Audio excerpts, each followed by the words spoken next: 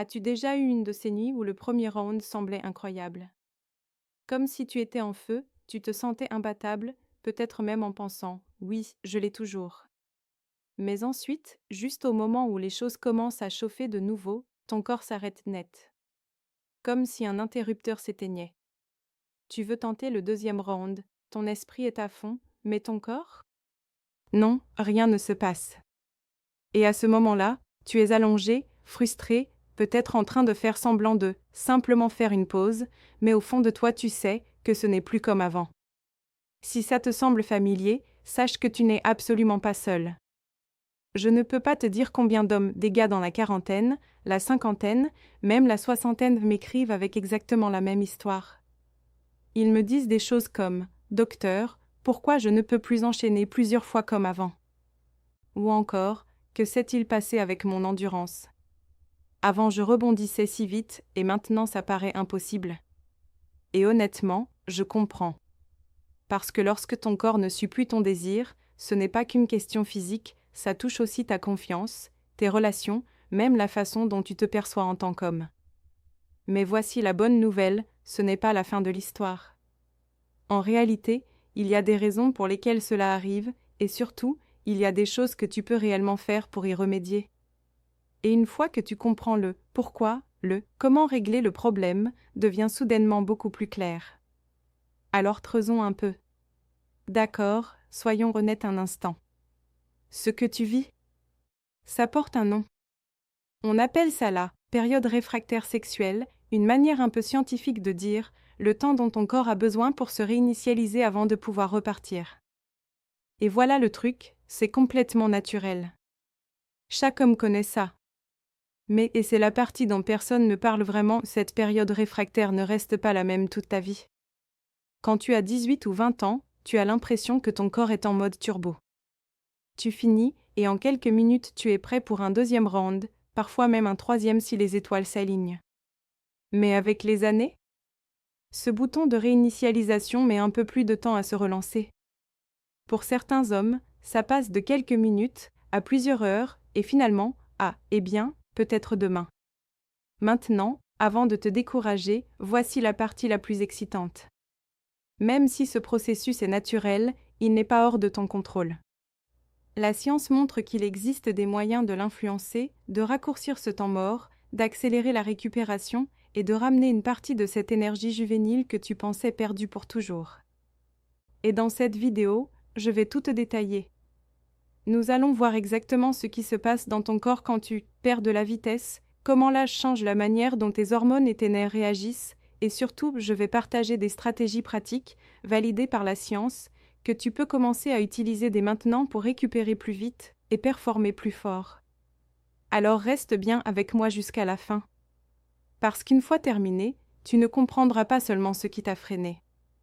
Tu repartiras aussi avec une feuille de route claire pour reconstruire ton endurance, restaurer ta confiance et libérer un niveau de vitalité que tu croyais disparu à jamais.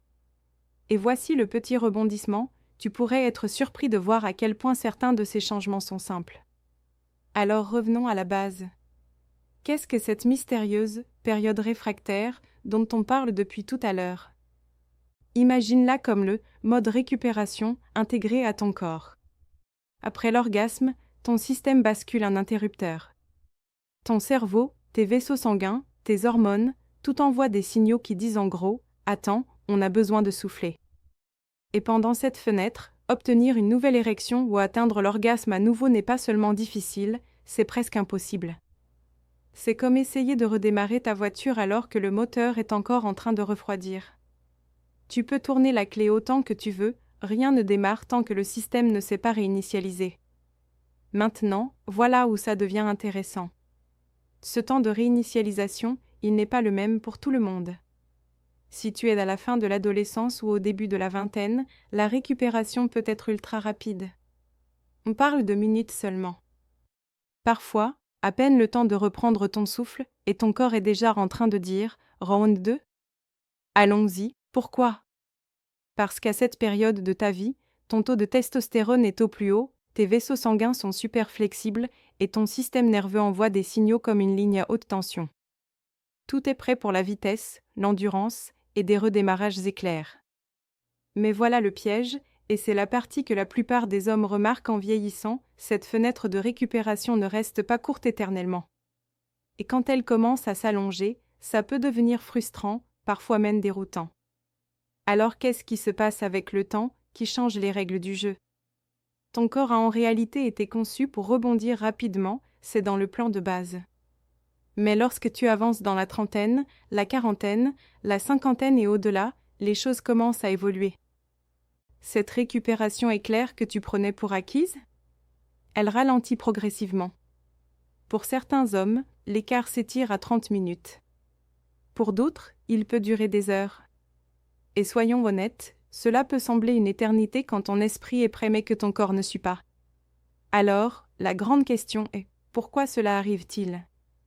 Eh bien, après l'orgasme, toute une série de changements chimiques se produisent en toi. C'est comme si ton corps appuyait sur les freins sans te demander la permission. L'un des principaux acteurs ici, c'est une hormone appelée la prolactine. Elle est liée à la satisfaction sexuelle et juste après le climax, elle grimpe en flèche comme une fusée. Cette montée, c'est la façon qu'a ton corps de dire « D'accord, mon gars, c'est terminé pour l'instant. » Mais ça ne s'arrête pas là. Au même moment, tes niveaux de dopamine, cette molécule de la motivation, de l'excitation, de l'élan s'effondrent comme un grand 8 qui plonge brutalement vers le bas. Et quand la dopamine chute, pendant que la prolactine explose, la combinaison agit comme une double serrure sur ton système. C'est un puissant signal d'anti-excitation qui dit clairement à ton corps « pas question ». Et voici ce qui rend la chose encore plus frustrante. Plus tu es jeune, plus ton corps peut rééquilibrer rapidement ses niveaux. Mais en vieillissant, ce bouton de réinitialisation devient de plus en plus lent à presser. C'est presque comme si les messagers chimiques de ton corps étaient coincés dans les embouteillages. Ils finissent par arriver, mais pas à la vitesse que tu voudrais. Mais attends, car c'est ici que ça devient intéressant. Même si tu ne peux pas l'effacer complètement ce processus naturel, tu peux l'influencer. Et une fois que tu sais comment, tu commenceras à voir des changements dans la vitesse à laquelle ton corps rebondit. Voici quelque chose de vraiment fascinant que la plupart des gens ignorent. Certaines études ont montré que la quantité de prolactine libérée par ton corps n'est pas toujours la même. Elle dépend en réalité du type d'activité sexuelle. Après un rapport avec un partenaire, les niveaux de prolactine peuvent grimper beaucoup plus haut comparé à après une simple masturbation. Et ce petit détail pourrait expliquer pourquoi ta période réfractaire paraît parfois beaucoup plus longue après avoir été avec quelqu'un qu'en étant seul. Pense Y. Tu termines avec ton partenaire, tu es complètement satisfait, ton corps est inondé de prolactine, et soudain, c'est comme si ton système disait « Oui, ça suffit pour ce soir ».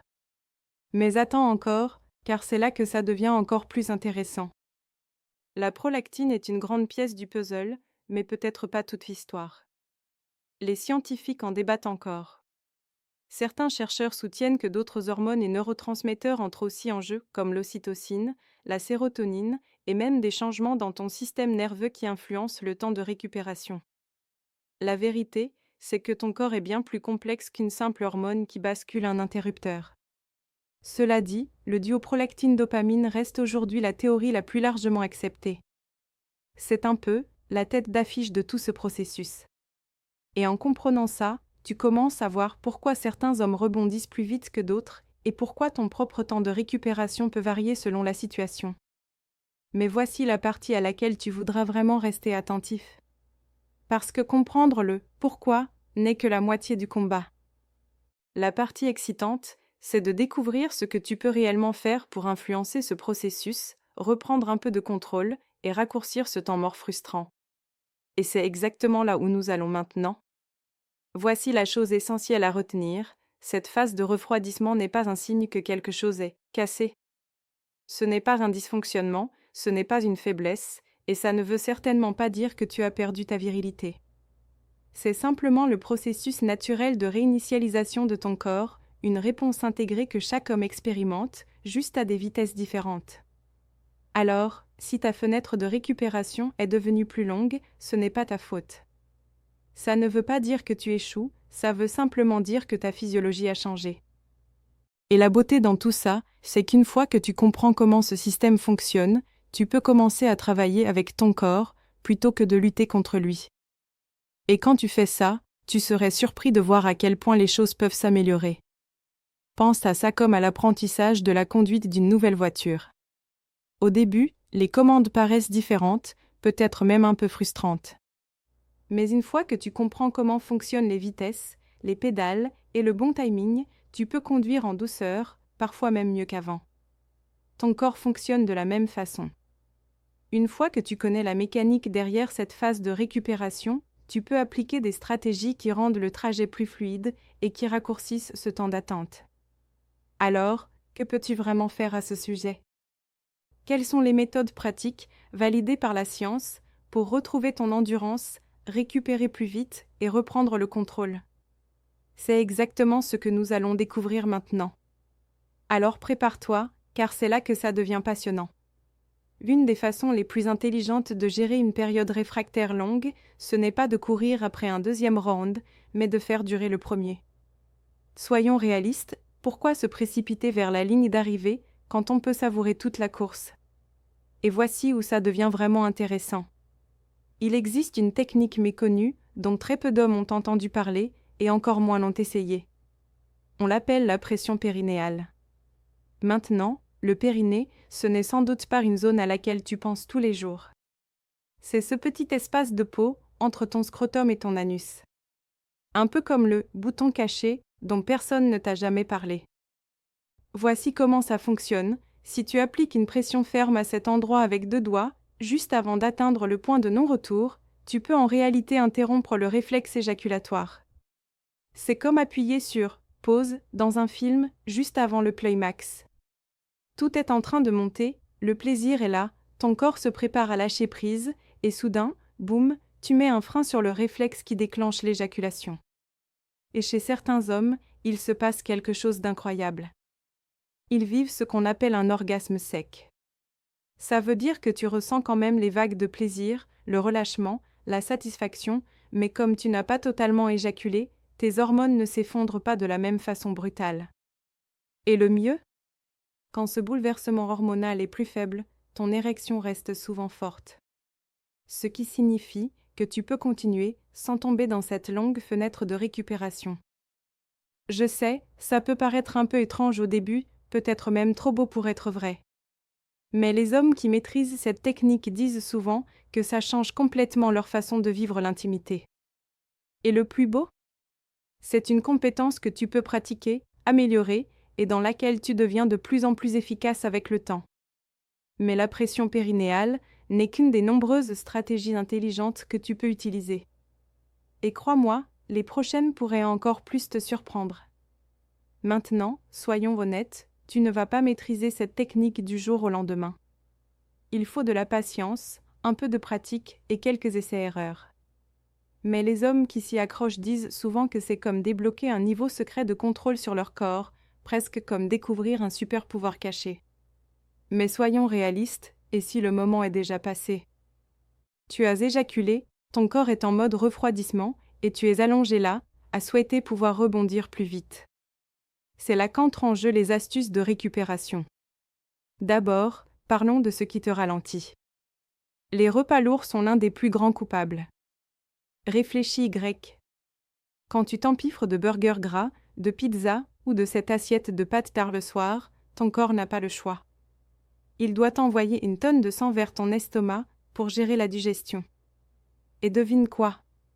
C'est du sang qui ne va pas à ton système reproducteur. Traduction, récupération plus lente, érection plus faible. Ensuite, il y a l'alcool. Bien sûr, 1 ou 2 verres peuvent te détendre, mais l'alcool est un dépresseur. Il ralentit le système nerveux et perturbe la circulation sanguine. C'est comme mettre des sacs de sable dans une rivière. L'eau coule encore un peu, mais pas assez pour alimenter ce dont tu as vraiment besoin. Et le tabac? Là, c'est un double coup dur. La nicotine rétrécit tes vaisseaux sanguins, les contracte, si bien que moins de sang peut atteindre le pénis dès le départ. C'est comme resserrer les tuyaux et se demander ensuite pourquoi la pression de l'eau est faible. Si tu es sérieux au sujet d'une récupération plus rapide, le tabac est l'un des plus grands saboteurs que tu peux éliminer. Alors, Que devrais-tu faire à la place? La première étape est ridiculement simple, mais incroyablement puissante, hydrate-toi. Prends un verre d'eau, oui, de l'eau toute simple. Parce que les érections vivent et meurent grâce au volume sanguin. Si tu es même légèrement déshydraté, ton corps est déjà en désavantage. Vois les choses comme ça, pas d'eau, pas de flux. Pas de flux, pas d'action. Mais l'hydratation n'est qu'un début. Il existe encore quelques accélérateurs de récupération puissants que tu peux ajouter immédiatement et ils ne sont peut-être pas ceux auxquels tu t'attends. La deuxième chose que tu peux faire est étonnamment simple, mais la plupart des hommes l'ignorent. Concentre-toi sur ta respiration. Pas ces petites respirations superficielles que nous prenons quand nous sommes anxieux, mais des inspirations profondes et lentes qui remplissent tes poumons et inondent ton sang d'oxygène. Pourquoi est-ce important? Parce qu'un sang riche en oxygène n'est pas seulement bon pour tes muscles et ton cerveau, il est essentiel pour des érections solides et une récupération plus rapide. De plus, la respiration profonde apaise ton système nerveux, elle fait baisser les hormones du stress comme le cortisol, qui peuvent couper ton excitation en quelques secondes. Ensuite, parlons d'une chose que beaucoup d'hommes oublient dans la précipitation de la performance, la connexion. Ne te détourne pas, ne t'éloigne pas juste parce que ton corps se refroidit. Reste près de ton partenaire. Prends-la dans tes bras, embrasse-la, garde tes mains actives. Parce que voilà la magie, voir ton partenaire rester excité, observer son désir grandir, cela peut être l'un des déclencheurs psychologiques les plus puissants pour rallumer le tien. Parfois, l'excitation ne vient pas de l'intérieur, elle t'est renvoyée comme un miroir par la personne qui est avec toi. Et puis, arrive la troisième pièce du puzzle, la nouveauté. Après quelques minutes de repos, au lieu de replonger dans la même routine, essaie une stimulation douce, différente. Peut-être une autre caresse, une nouvelle zone érogène que tu as négligée ou simplement changer le rythme.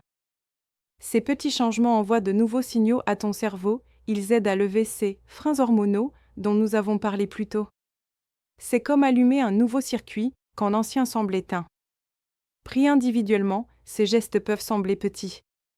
Mais ensemble, ils créent les conditions idéales pour un rebond plus rapide, physique et mental. Et ça, ce n'est que la solution à court terme. Car si tu veux vraiment une endurance durable, celle qui s'améliore avec l'âge, il te faut une stratégie sur le long terme. Et c'est exactement là où nous allons maintenant. Si tu veux des améliorations réelles et durables, tu ne peux pas compter uniquement sur des astuces rapides ou des pilules miracles. Tu dois bâtir une base sexuelle solide.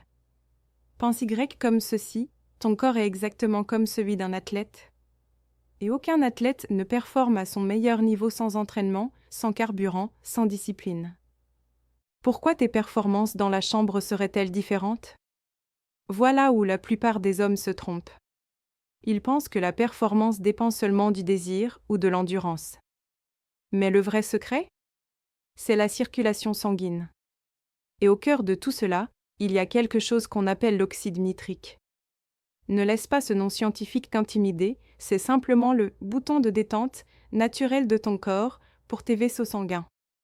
Quand il circule, tes vaisseaux s'ouvrent et le sang afflue exactement là où tu en as besoin. Alors, qu'est-ce qui booste cette molécule miracle? Des aliments simples, de tous les jours, que tu croises sûrement au supermarché. Les épinards, la roquette, les betteraves.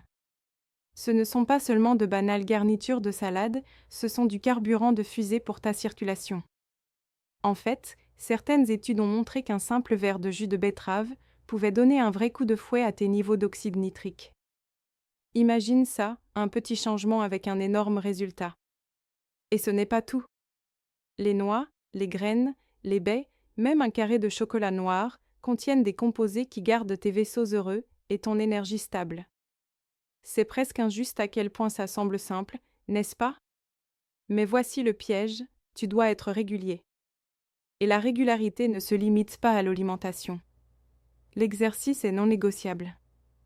Je ne dis pas que tu dois courir des marathons, mais ton cœur et tes vaisseaux ont besoin de mouvements réguliers. Le cardio, comme le jogging, la natation, le vélo, garde tes vaisseaux souples, élastiques, prêts à livrer quand le moment arrive. Mais voilà le rebondissement. Il y a un type d'entraînement que la plupart des hommes négligent et il peut tout changer. La vérité? Tu n'as pas besoin de passer des heures à la salle pour transformer ton endurance. Juste 30 minutes d'exercice, 5 jours par semaine, peuvent complètement changer ton endurance sexuelle. Pense Y comme à recharger une batterie, tu ne laisses pas la charge tomber à zéro, tu la maintiens pleine, toujours prête. C'est exactement ce que le cardio régulier fait pour ton corps. Mais ce n'est pas tout. Il existe un type très spécifique d'exercice auquel la plupart des hommes ne pensent même pas, et pourtant, il peut décider de ta performance. Je parle des muscles du plancher pelvien. Oui, les mêmes dont personne ne parle jamais dans les vestiaires. Ces petits muscles sont les héros oubliés de la force et du contrôle érectile. Voilà comment les localiser. La prochaine fois que tu urines, essaie d'arrêter le jet en plein milieu. Tu sens cette contraction? C'est ton plancher pelvien. Maintenant, imagine entraîner ce muscle comme un biceps. Contracte pendant 3 à 5 secondes, relâche, répète. Vise 3 séries de 10 à 15 répétitions chaque jour. Ça ne semble pas grand-chose, mais avec le temps, c'est comme mettre une serrure plus solide sur ton flux sanguin. Une fois entraîné, tu verras la différence là où ça compte vraiment. Et nous ne pouvons pas ignorer les destructeurs silencieux de la vitalité masculine, le manque de sommeil et le stress chronique. Le sommeil n'est pas juste du repos. C'est le moment où ton corps fabrique de la testostérone, surtout pendant le sommeil profond. Si tu raccourcis ton sommeil, tu raccourcis littéralement ton niveau d'hormones. Puis il y a le stress. Cette tension constante, ce bourdonnement intérieur que tu portes du travail, des factures, des disputes, ça injecte du cortisol dans ton système. Et le cortisol, c'est le kryptonite de la testostérone. Stress élevé, désir faible. C'est aussi simple que ça. Mais voilà l'astuce, des outils comme la méditation, la respiration profonde ou même le yoga ne sont pas seulement du blabla zen. Ils soutiennent directement ta santé sexuelle. Ils réduisent les hormones de stress, réinitialisent ton système nerveux et oui, renforcent ta libido. Alors, quand tu empiles toutes ces stratégies, mouvements, entraînement pelvien, sommeil, gestion du stress, tu ne fais pas qu'améliorer tes performances. Tu poses les fondations que chaque homme doit construire pour s'épanouir. Mais il y a encore un élément que la plupart des hommes négligent et il se trouve juste sous leurs yeux, dans leur assiette, chaque jour. Maintenant, je sais ce que tu penses. D'accord, les changements de style de vie, ça a l'air bien, mais si ce n'est pas suffisant? Et c'est une question tout à fait légitime. Parce que parfois, peu importe à quel point ton alimentation est propre ou combien de kilomètres tu cours, ton corps a besoin d'un petit coup de pouce supplémentaire. C'est là que la médecine entre en jeu. Les traitements les plus courants en première intention, ce sont ces petites pilules bleues, oranges ou blanches dont tu as forcément entendu parler, Viagra, Cialis, Levitra. Elles font partie d'un groupe appelé les inhibiteurs de la PDE5. Ça paraît compliqué, mais en réalité, cela signifie simplement qu'elles détendent les vaisseaux sanguins de façon à faciliter l'obtention et le maintien d'une érection. Voici la partie que la plupart des hommes ignorent, même si ces pilules ne sont pas officiellement approuvées pour raccourcir la période réfractaire après l'orgasme, beaucoup d'hommes constatent qu'elles font exactement ça. En gros, après le premier rapport, le médicament reste actif dans ton organisme et te donne ce petit coup de pouce supplémentaire pour te préparer au deuxième round. Et le tadalafil, mieux connu sous le nom de Cialis, a un avantage unique. Il peut rester actif jusqu'à 36 heures. Ce n'est pas juste une opportunité, c'est tout un week-end de flexibilité sans avoir à surveiller l'horloge. Pas étonnant que tant d'hommes le préfèrent discrètement. Mais attention, ces médicaments ne sont pas des jouets. Ce n'est pas quelque chose qu'on avale à la légère, sans encadrement. Chez les hommes souffrant de problèmes cardiaques, de tension artérielle basse ou qui les mélangent avec certains médicaments, ils peuvent être dangereux, voire mortels. C'est pourquoi il est essentiel de consulter un médecin avant de les essayer. Parce qu'à la fin de la journée, l'objectif n'est pas seulement d'avoir de meilleures performances, mais des performances sûres et durables. Et en parlant d'options sûres, il existe un autre type de traitement dont on parle beaucoup trop peu, mais qui peuvent vraiment changer la donne pour la bonne personne. Alors, que se passe-t-il si les pilules ne suffisent pas? Pas d'inquiétude, tu n'es pas à court de solutions. La médecine a plus d'une carte dans sa manche. Pour certains hommes, Il existe des thérapies par injection qui agissent directement là où il faut. Dans d'autres cas, si des analyses révèlent un taux de testostérone bas, un traitement hormonal substitutif peut faire une énorme différence. Maintenant, soyons très clairs, je ne dis pas que tu as besoin de ces traitements. Ce n'est pas ça le message. Le message est simple, tu as des choix. Tu n'es pas coincé. Et savoir que tu as des options, c'est puissant. Parce que le pire sentiment, c'est de croire que tu n'as plus aucun contrôle. Si ta période réfractaire te semble trop longue et que tes érections perdent de la force, attention. Cela peut être un signe précoce de problèmes cardiaques, de circulation ou d'un déséquilibre hormonal. Ton corps chuchote avant de crier. Alors surtout, ne t'auto-diagnostique pas. Ne perds pas ton temps dans les forums. Parle à un médecin. Un vrai diagnostic, un plan précis. Sûr. Efficace. Personnel. La période réfractaire? Normale. Oui, elle s'allonge avec l'âge, mais tu n'es pas cassé. Tu t'adaptes. Avec les bonnes habitudes de respiration, exercice, sommeil, gestion du stress, tu peux prolonger ton énergie, renforcer ton corps et retrouver confiance. Souviens-toi, tu n'es pas brisé, tu es adaptable. Si cette vidéo t'a apporté de la clarté, abonne-toi. Chaque semaine, je partage des conseils pratiques pour t'aider à retrouver vitalité, confiance et intimité. Et avant de partir, découvre le plan Vitalité masculine, des repas pour booster testostérone et circulation. Des exercices simples et efficaces.